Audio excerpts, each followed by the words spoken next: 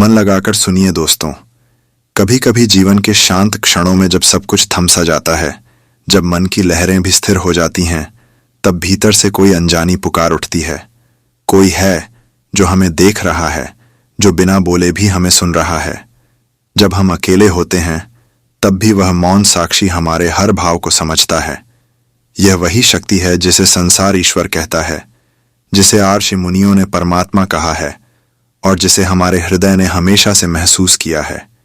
यह वही दिव्य उपस्थिति है जो बिना दिखाई दिए, बिना बोले हमारे जीवन को दिशा देती रहती है। हम सभी उस क्षण की प्रतीक्षा करते हैं जब हमें लगे कि भगवान हमसे प्रसन्न हैं, जब उनकी कृपा हमारे जीवन में उतरने लगे, जब हर कठिनाई सहजता में बदल जाए और हर मार्ग पर कोई अदृश्य हाथ हमें संभाल ले। लेकिन क्या कभी आपने यह सोचा है कि भगवान के प्रसन्न होने के संकेत क्या होते हैं? वह कौन से पल होते हैं जब ब्रह्मांड यह जताता है कि अब ईश्वर आपकी नाव खुद खेने लगे हैं? कभी कभी इन संकेतों को हम अनदेखा कर देते हैं क्योंकि वे बहुत साधारण लगते हैं, पर वास्तव में वही क्षण होते हैं जब दिव्यता हमारे जीवन में प्रवेश करती है। पहला संकेत होता है मन की शांति। जब भगवान प्रसन्न होते हैं तो सबसे पहले वे आपके भीतर की हलचल को शांत कर देते हैं।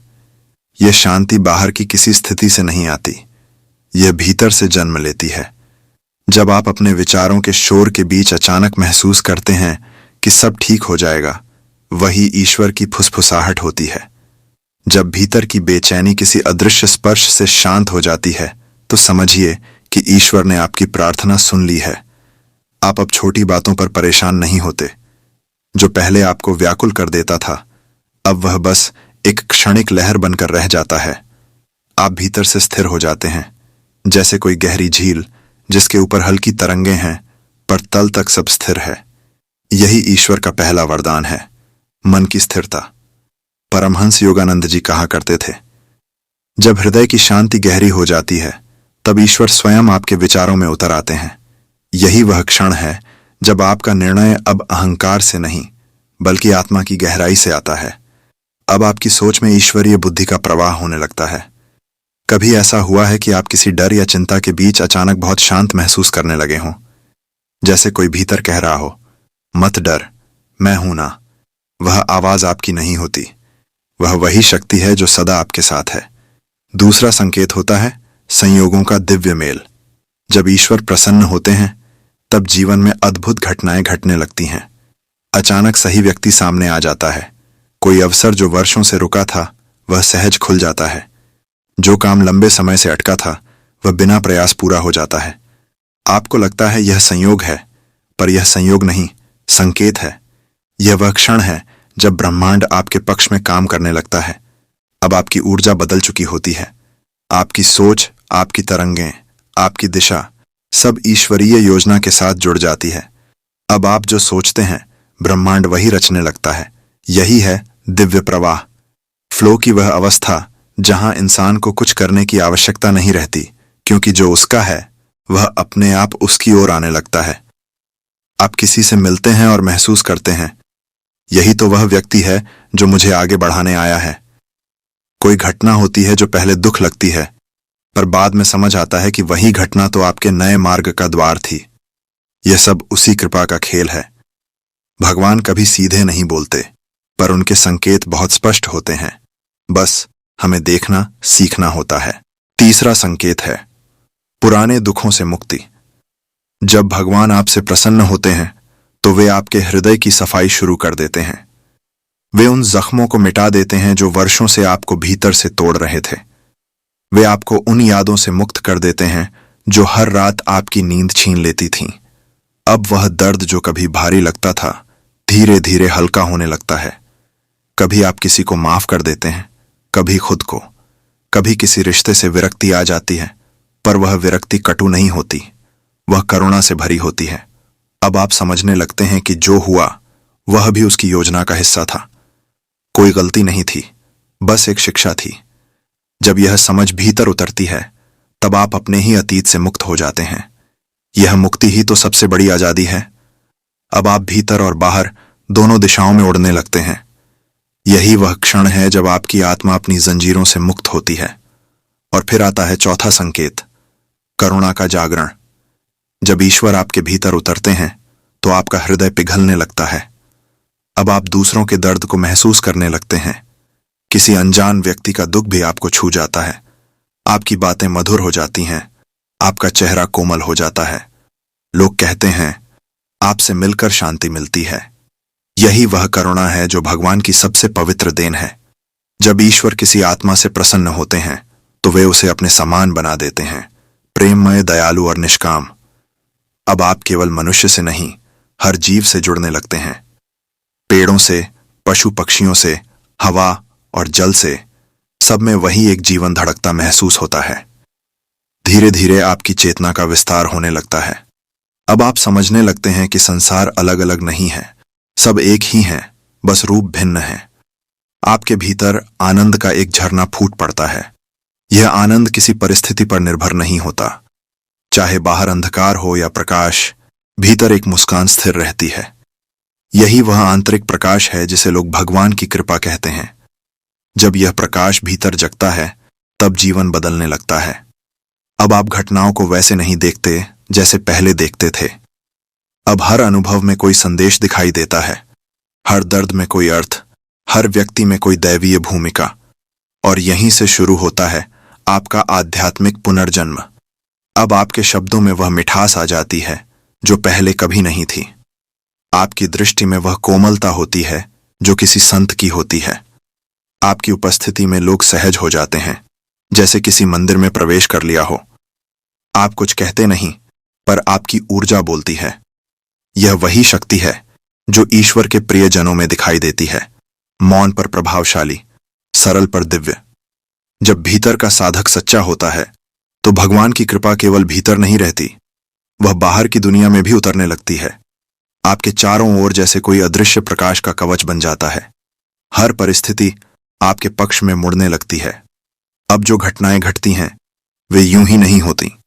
हर मिलन, हर बिछड़ना, हर मोड़ किसी योजना का हिस्सा होता है। ईश्वर जब किसी आत्मा से प्रसन्न होते हैं तो वह आत्मा अब अपने अहंकार से मुक्त हो जाती है।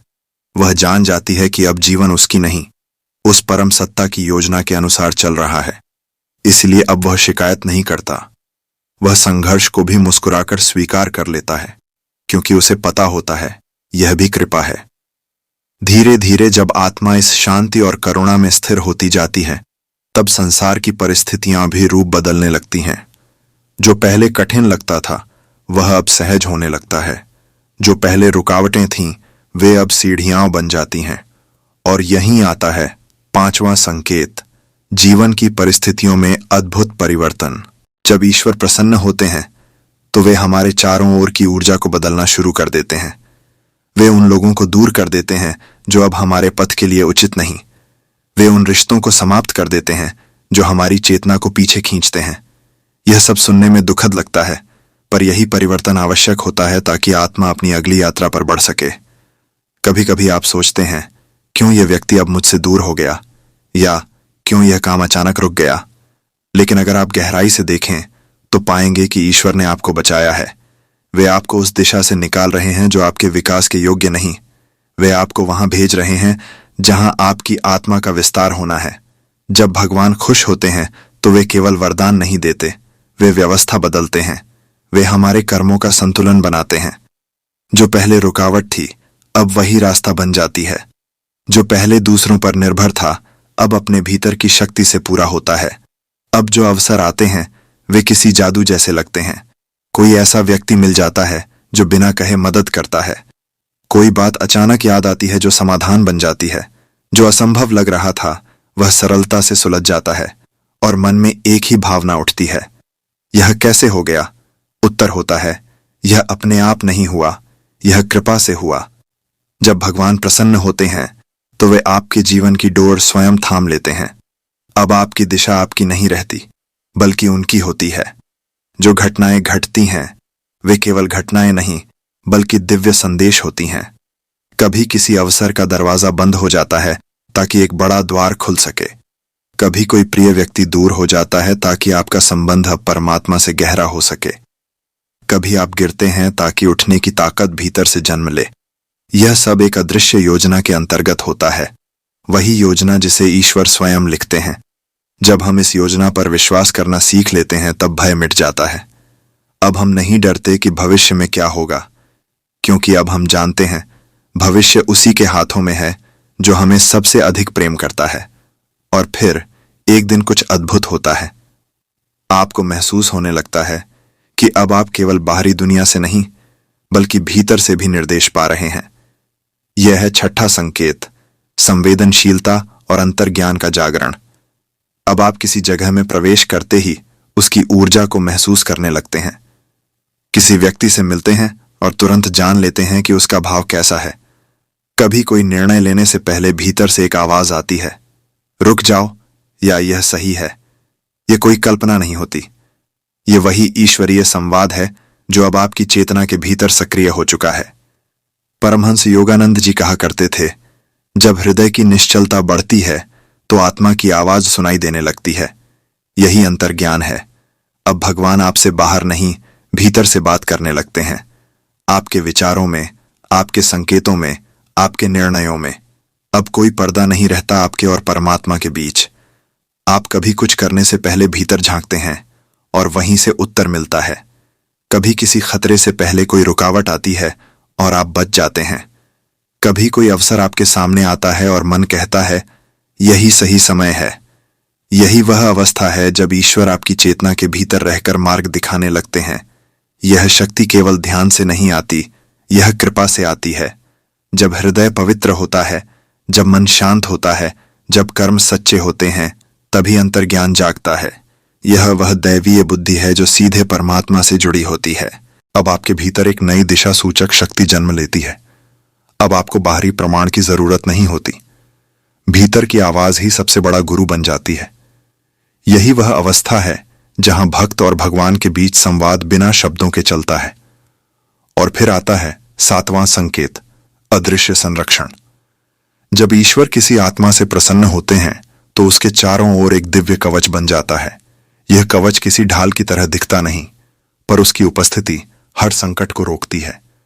कभी आप किसी दुर्घटना से बाल बाल बच जाते हैं, कभी किसी गलत निर्णय से पहले कुछ ऐसा घटता है जो आपको रोक लेता है, कभी किसी बुरे व्यक्ति से मिलने से पहले परिस्थिति बदल जाती है।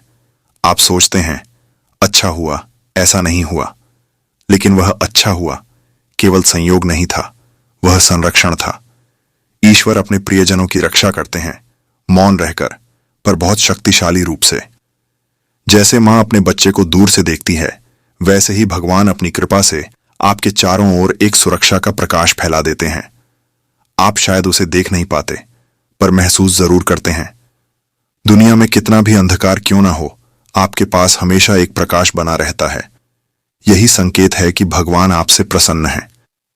अब आपके जीवन के 3 स्तर, भीतर की शांति, जीवन की दिशा और ईश्वरीय संरक्षण, एक साथ सक्रिय होने लगते हैं। तब व्यक्ति जान जाता है कि अब उसका जीवन केवल उसका नहीं रहा, अब वह एक साधन बन चुका है, उस शक्ति का माध्यम जो ब्रह्मांड को संचालित करती है। इस अवस्था में इंसान का चलना, बोलना, मुस्कुराना सब बदल जाता है। अब वह दूसरों को देखकर उनके दोष नहीं ढूंढता, वह किसी से ईर्ष्या नहीं करता, क्योंकि अब उसे पता है सब में वही एक ईश्वर है। हर आत्मा उसी की चिंगारी है। अब जीवन उसके लिए प्रतियोगिता नहीं रहता, साधना बन जाता है। हर परिस्थिति एक शिक्षा बन जाती है, हर कठिनाई एक परीक्षा, और हर सुख भगवान की मुस्कान। धीरे धीरे उसका हृदय इतना पवित्र हो जाता है कि अब वह केवल अपने लिए नहीं जीता, अब वह दूसरों के जीवन में प्रकाश फैलाने लगता है। यही वह परिवर्तन है जहां साधक सेवक बनता है। भगवान जब किसी आत्मा से प्रसन्न होते हैं तो वे उसे अपने कार्य का साथी बना लेते हैं। अब वह केवल प्रार्थना नहीं करता, वह कर्म भी करता है। वह हर कार्य में ईश्वर को देखने लगता है। किसी भूखे को खाना देना, किसी रोते को चुप कराना, किसी को क्षमा करना, ये सब अब उसके लिए पूजा बन जाते हैं। अब उसे बाहरी मंदिर की जरूरत नहीं रहती, क्योंकि वह जान चुका होता है कि सच्चा मंदिर तो उसके भीतर है। हर सांस एक प्रार्थना है, हर कर्म एक आराधना। और जब यह अवस्था आती है तो उसके भीतर से एक नई चमक निकलने लगती है। उसका चेहरा दमकता है, उसकी आंखों में करुणा होती है, उसकी आवाज में शांति। लोग उसके पास बैठते हैं और बिना बोले ही शांति महसूस करते हैं। यही वह स्थायी कृपा है जो केवल भगवान के प्रसन्न भक्तों पर बरसती है। अब उसे कुछ पाने की इच्छा नहीं रहती। अब वह केवल देने में आनंद पाता है, क्योंकि वह जान चुका होता है जो सबसे बड़ा आनंद है वह प्राप्ति में नहीं, समर्पण में है। धीरे धीरे यह समर्पण उसके जीवन का स्वरूप बन जाता है। अब वह किसी भी परिस्थिति में क्यों नहीं पूछता, वह बस मुस्कुराकर कहता है, धन्यवाद प्रभु, आपने जो दिया वही सही था। यही वह आंतरिक आभार है जो भगवान की प्रसन्नता का सबसे उच्च संकेत है। जब शिकायत समाप्त हो जाती है और आभार स्थायी हो जाता है, तब समझिए कि ईश्वर आपके हृदय में स्थायी रूप से बस गए हैं। धीरे धीरे जब व्यक्ति अपने भीतर की स्थिरता, करुणा और दिव्यता को अनुभव करने लगता है, तब जीवन का हर पल उसकी आंखों में नई चमक लेकर आता है। अब उसका हर कर्म केवल उसका नहीं रह जाता, वह स्वयं भगवान की शक्ति का माध्यम बन जाता है। अब उसके शब्द, उसके दृष्टिकोण, उसकी मुस्कान, सब में ईश्वर की छवि झलकने लगती है। उसके लिए हर घटना बस घटना नहीं होती, हर अनुभव में सीख होती है, हर चुनौती में आशीर्वाद होता है। अब उसे दुख और सुख में भेद नहीं रह जाता। जब वह गिरता है तो जानता है कि वह उठने का कारण भगवान की योजना है। जब वह सफलता पाता है तो समझता है कि यह केवल उसके प्रयास का फल नहीं, बल्कि ईश्वर की कृपा का परिणाम है।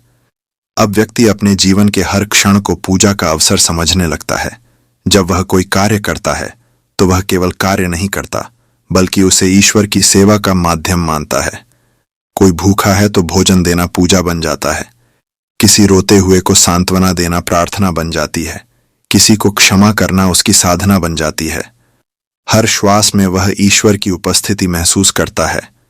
इस अवस्था में उसका मन पूरी तरह मुक्त हो जाता है।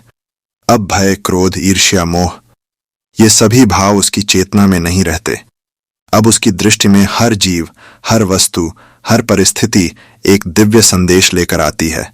अब उसे किसी से द्वेष नहीं रहता, क्योंकि वह जान चुका होता है कि सब में वही एक परमात्मा है। उसके भीतर एक स्थायी प्रकाश का स्रोत खुल जाता है। अब उसका जीवन केवल अस्तित्व का नहीं, बल्कि दिव्यता का अनुभव बनने लगता है। उसकी उपस्थिति में लोग शांति महसूस करते हैं। उसके शब्दों में ऊर्जा होती है, उसकी मुस्कान में करुणा होती है। लोग उसके पास आते हैं और बिना कुछ कहे ही उनके हृदय में शांति उतर जाती है। यही वह अदृश्य वरदान है जो भगवान अपने प्रसन्न भक्तों पर स्थायी रूप से बरसाते हैं। और जब यह प्रकाश स्थायी हो जाता है, तब व्यक्ति जान जाता है कि अब वह केवल अपने लिए नहीं जीता। अब उसका जीवन दूसरों के लिए दीपक बन जाता है। अब वह अपने अनुभव, अपने प्रेम, अपनी समझ को बांटने लगता है। वह दूसरों के जीवन में प्रेरणा और प्रकाश फैलाता है। यह सेवा निस्वार्थ होती है, बिना किसी अपेक्षा के।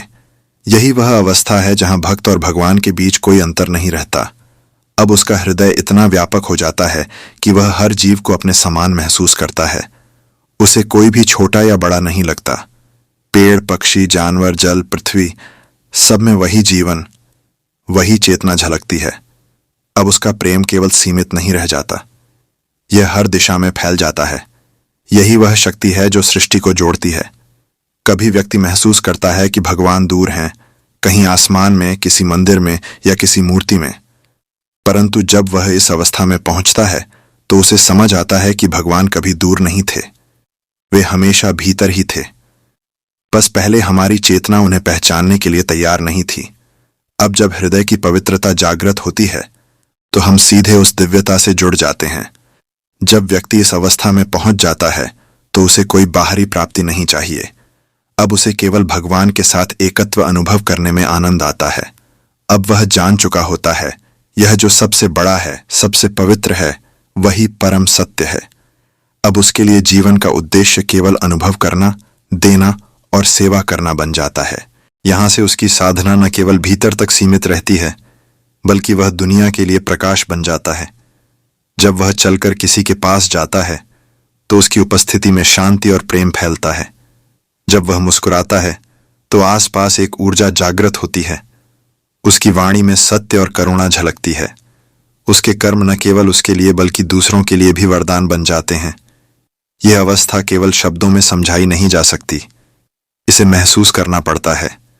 जब व्यक्ति इसे अनुभव करता है तो उसकी आंखों में एक अलग चमक होती है। उसकी चाल में एक स्थिरता होती है, उसकी हंसी में एक मधुरता होती है और उसके भीतर एक गहरी संतुष्टि होती है जो बाहर किसी भी परिस्थिति से प्रभावित नहीं होती। अब व्यक्ति जान जाता है कि भगवान की प्रसन्नता का सबसे बड़ा संकेत यही है जब वह स्वयं कृपा का साधन बन जाता है। अब वह दूसरों को देने में आनंद पाता है। अब उसकी सेवा ही उसकी प्रार्थना बन जाती है। अब उसकी हर सांस में ईश्वर की उपस्थिति महसूस होती है। कभी ध्यान में, कभी प्रार्थना में, कभी किसी भूखे को भोजन देने में, कभी किसी रोते को चुप कराने में वह हर जगह ईश्वर का स्पर्श अनुभव करता है, क्योंकि अब भगवान बाहर नहीं, भीतर समा गए हैं। अब व्यक्ति का जीवन केवल उसका नहीं बल्कि दिव्यता का माध्यम बन गया है। और जब यह अवस्था स्थायी हो जाती है तो जीवन का हर अनुभव पूजा बन जाता है, हर कठिनाई एक सीख बन जाती है, हर सफलता भगवान की मुस्कान बन जाती है। अब व्यक्ति किसी भी परिस्थिति में भय नहीं करता। अब उसका मन स्थिर है, उसका हृदय विशाल है और उसकी आत्मा मुक्त है।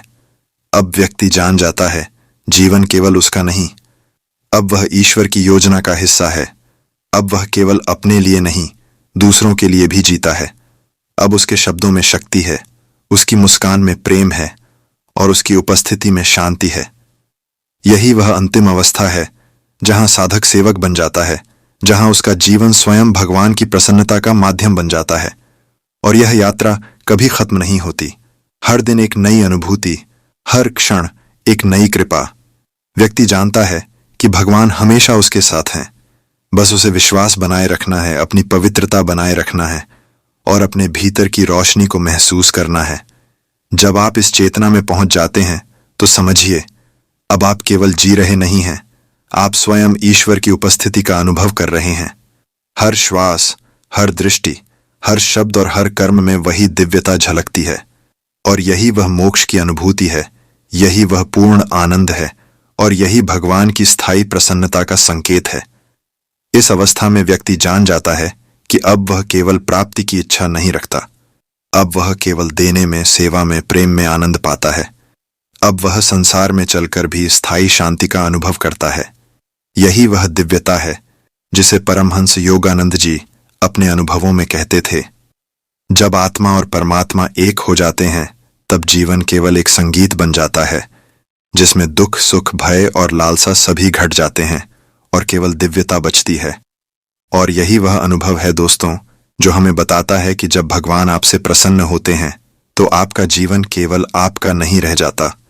अब आप स्वयं एक प्रकाश, एक साधन, एक संदेशवाहक बन जाते हैं। और जब आप अपने भीतर इसे महसूस करते हैं तब समझिए, अब आप सचमुच जाग चुके हैं और पूरा ब्रह्मांड आपके साथ जाग रहा है। बस अपने हृदय की पवित्रता बनाए रखिए, विश्वास बनाए रखिए और अपने भीतर उस दिव्यता को महसूस कीजिए जो हमेशा से वहां थी। यही वह अंतिम, सबसे गहरा और स्थायी संकेत है, भगवान आपसे प्रसन्न हैं।